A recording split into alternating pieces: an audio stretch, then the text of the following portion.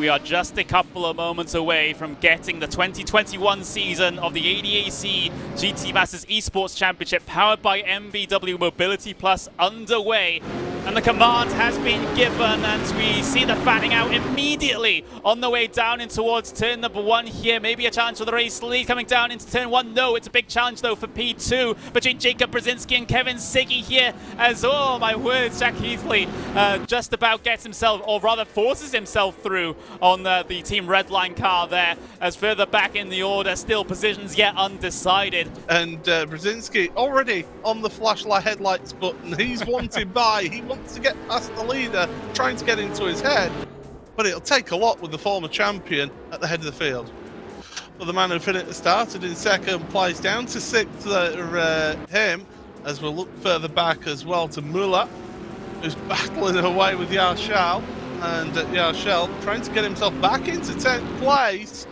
Muller in that Audi, this looks so small compared to that Bentley, doesn't it, the Audi? An opportunity here, but meanwhile, look at this side-by-side tag. Kazupon versus Muller through a couple of corners, now into the left-hander of Hasseröder. Muller on the inside, just about able to gain the advantage.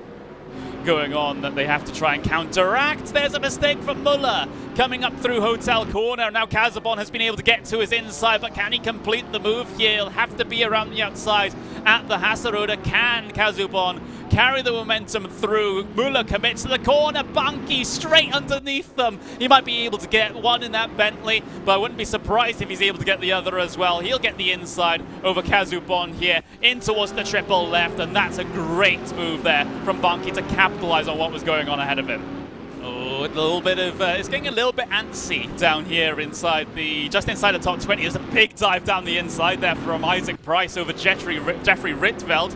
This is coming through the final corner. Isaac Price towards the driver's right-hand side of the circuit there. Rietveld looking to come back at him in towards turn number 1. He's in that Team Redline car on the inside, but Isaac Price will get clear by the time the turn-in point arrives. So you're kind of limited by what the car in front is doing with you. In fact, there's a slowdown there for one of your drivers, the 71. So he's obviously had either a corner cut or been instructed by race stewards to gift some place back. These guys are at each other's throats so far this race. It's absolutely incredible stuff. Oh no! Isaac Price sprints in the middle of traffic out of the final corner. Well, they've just stayed line to CERN, and Keithley's not really putting any pressure on. But we've got pressure on further down. Yeah, we have. Battle for minor positions, but battle nonetheless. Pinces, Nagy, Kripner. It's those last two that are going side by side right now through the right-hander. Kripner on that outside. Can't get any runner speed whatsoever. Moritz Lohner through the final corner to win the sprint race here at Oschersleben. He heads his way across the line in his Porsche. He flashes the lights. He takes the checkered flag for the sprint race. There's the race results here at the end of the sprint race. Moritz Lohner comes away with it. Brzezinski on the podium, same too with Keithley in P3. The endurance race here in the ADAC GT Masters Esports Championship, round number 1 at Oschersleben. We're powered by MBW Mobility Plus. Don't forget, they're waiting for the command. The command does come earlier, and they're off for their way. Florian Haschler actually getting pushed by a car behind. Trying now to try and find the inside on Tim Yarshall coming down in towards turn number 1. Can Yarshall hold on to P1? Yes, he can. Now it's a fight between Haschler and Baldy. Someone's off in the background. I think that was Christopher Högfeldt that has had major problems early on. Now Wisniewski's looking to try and improve position over Florian Haschler. They're neck and neck into the Hasseröder. They make a little bit of contact through the apex there, but Wisniewski able to come out on top of Hasse, and then there's Pejic in P5 there as well, so a couple of positions shuffled in the top couple. Through the right there, that doesn't work out, and there's contact between them, but Lerner down to 22nd, an absolute nightmare start for the race, the sprint race winner. And we've seen that Lerner is the quickest driver out there, as there's a move in front, Rietveld moving ahead of Miducci. So kind of butchered the apex there of the hotel corner. Now Moritz Lohner can dive his way down the inside, and that's a position that Lohner's going to take every day of the week, although Yayovski's going to try and come back at him here around the outside of the Hasseröder. Plenty of action here for this 10th and 11th place, and Kazabon has only just contact. That's more than contact. That's a bit of afters there, I think, through that corner.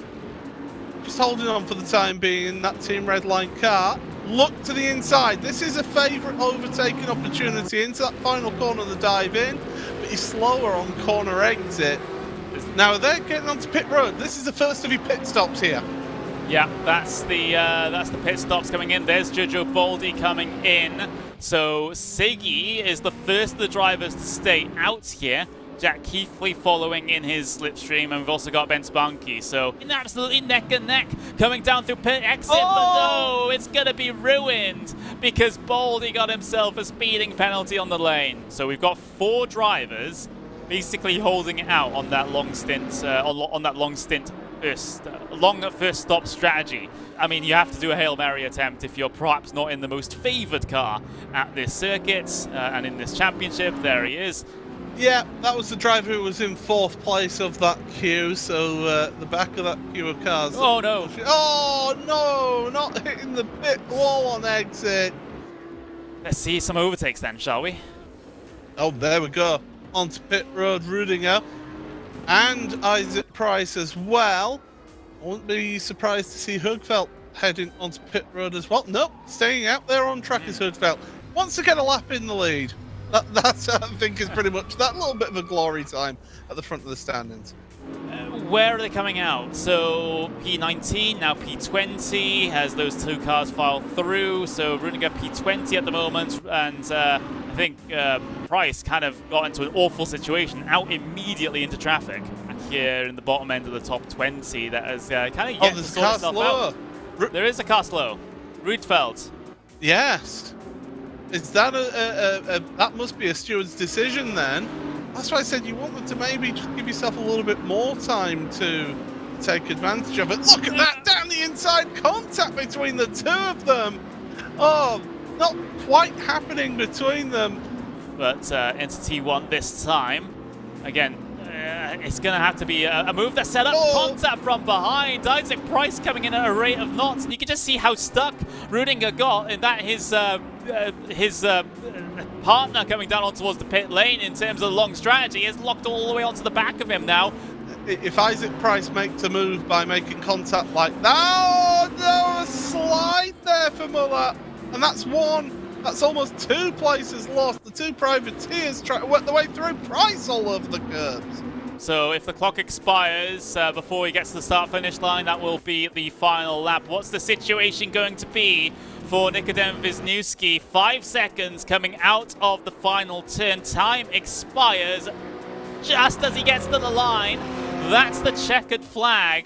So I believe that is Nikodem Wisniewski taking the race win here at Oschersleben in the endurance race. The Polish driver from Williams Esports takes it. Yeah, absolutely. It's been a pretty crazy event from some of the front runners as well.